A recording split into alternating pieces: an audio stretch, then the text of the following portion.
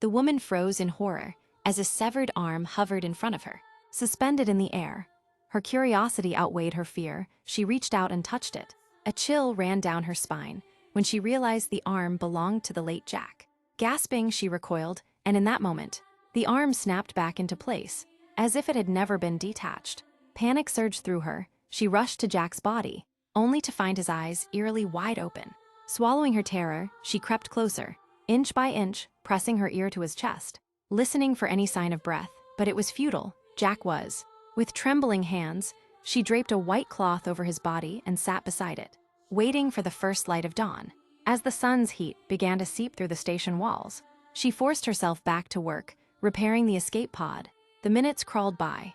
After precisely 1 minute and 27 seconds, she installed the final battery. The system hummed to life, and a faint glimmer of hope sparked. She rushed to the control room, trying to contact Earth for landing coordinates. But the signal was dead. Communication was impossible. To make matters worse, the oxygen gauge blinked red, only 19% remaining. With no other option, she calculated her own trajectory and re-entry path.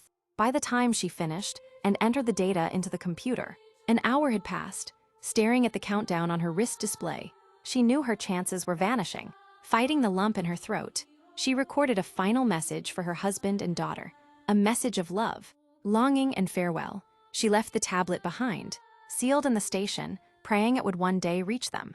Then she shut the escape pod's control room door and secured it tightly with bolts. Her movements became mechanical. She suited up, locked the second pod section, buckled in, and connected her oxygen supply.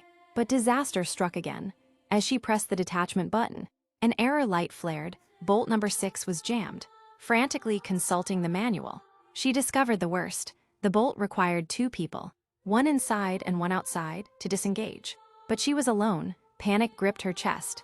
On Earth, the ground crew watched the ticking clock in silence, desperate for a miracle, yet no signal. With no signs of life, the commander stepped forward to deliver a solemn eulogy for the lost astronauts. But far above them, something changed. As if touched by fate, the stuck bolt dislodged on its own. The escape pod broke away from the station at last. Relief washed over her until she caught a glimpse of something. A figure, human, standing inside the station. But how? Everyone else was gone. The instruments detected no life forms. She had no time to think. She slammed the escape button. The pod detached and plummeted toward Earth. Earth Space Agency finally registered signs of a survivor. Cheers broke out, but too soon. The violent re-entry caused the pod to experience negative pressure. The woman blacked out instantly.